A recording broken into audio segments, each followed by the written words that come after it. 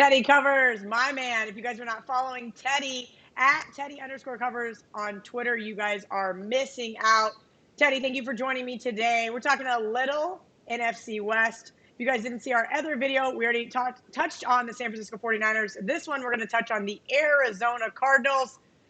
Some interesting rumors about the Cardinals this year. It seems like a lot of hype surrounding this team. I'm hearing Cliff Kingsbury could win 8 games and somehow still win Coach of the Year. I mean, like I said, a little excessive. They did pick up DeAndre Hopkins from the Texans. That was their biggest offseason move. They can thank Bill O'Brien for that gift. Teddy, talk to me about the Arizona Cardinals.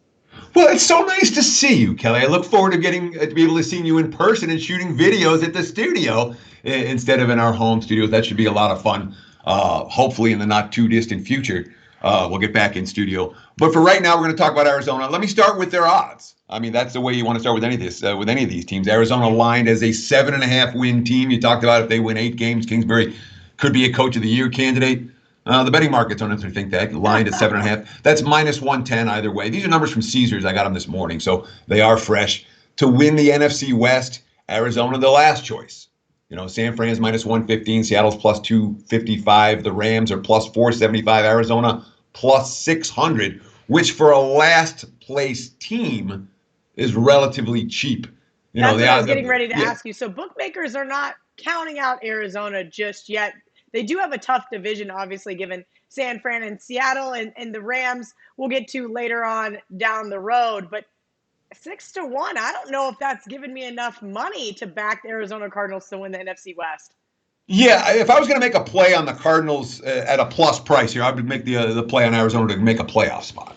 Okay. I think they're more likely to be a wild card. You can get that, the yes plus 205, the no minus 245. If you think that Kyler Murray is going to have the breakout season that Patrick Mahomes had last year, you get Arizona plus 2,500, 25-1 to win the NFC. You can get them at 60-1, plus 6,000 to win the Super Bowl. So the NFC West faces the AFC East and the NFC East. Arizona's 2 extra games, Detroit and at Carolina. So the schedule makers, it's not. In terms of strength of schedule, and all my strength of schedule stuff, Kelly, is based on this year's season win totals with the juice factored in.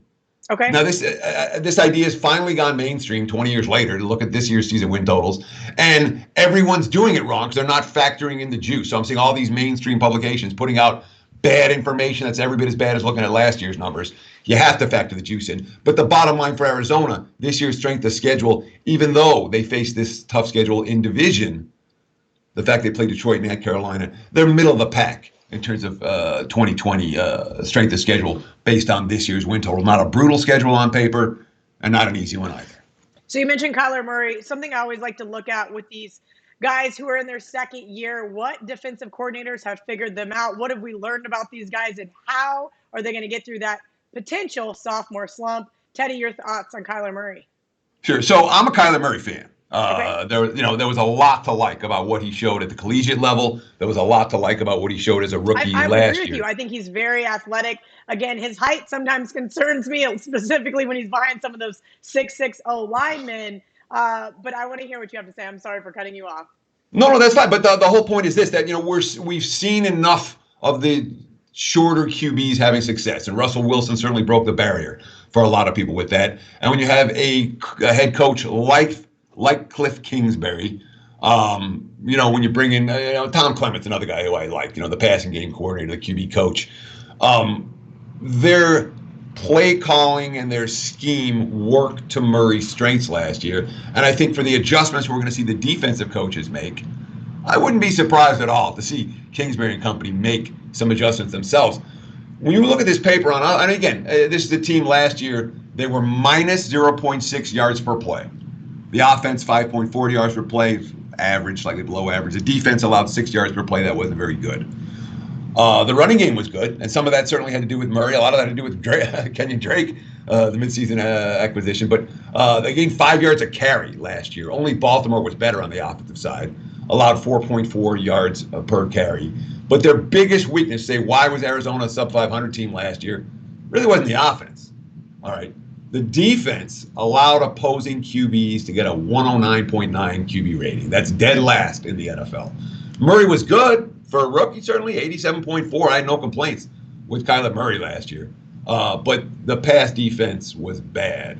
They finished only -1 in turnovers. 18 giveaways is pretty good, but 17 takeaways, that's near the bottom of the NFL. And when we look at what Arizona did in the offseason, sure, the addition of DeAndre Hopkins is going to most assuredly. Do you think he's worth, we talk about this often, what do you think he's worth to this team as far as individual players being worth something to, let's say, the point spread or maybe to half a season win?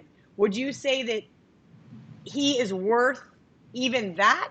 Is he worth a point? Is he worth 1.5 points? I mean, no. What are we talking here? Okay.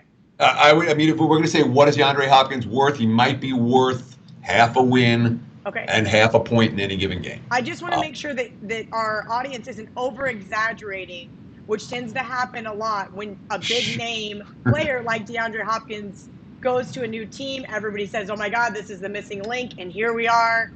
They win 7 games, and everybody goes, oh, no, what happened? DeAndre was supposed to have such a breakout year.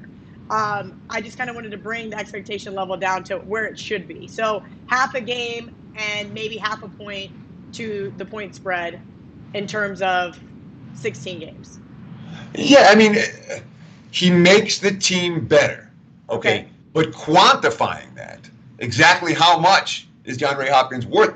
If Hopkins is out, let's say he plays for a month and then he misses week 5, I would expect a line adjustment of a point or a point and a half.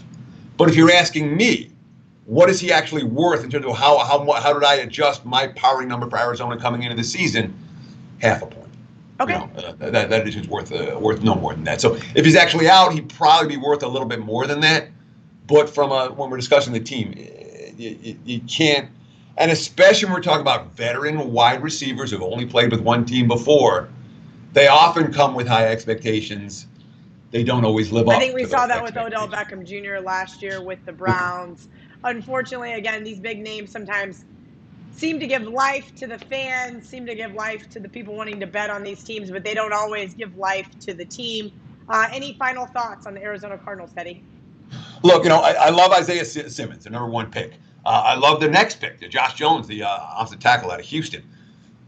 But when I look at Arizona, more than betting them on the season win total, more than betting their futures, I'm looking at Arizona as a team that's going to cash some over bets this year, game in, game out.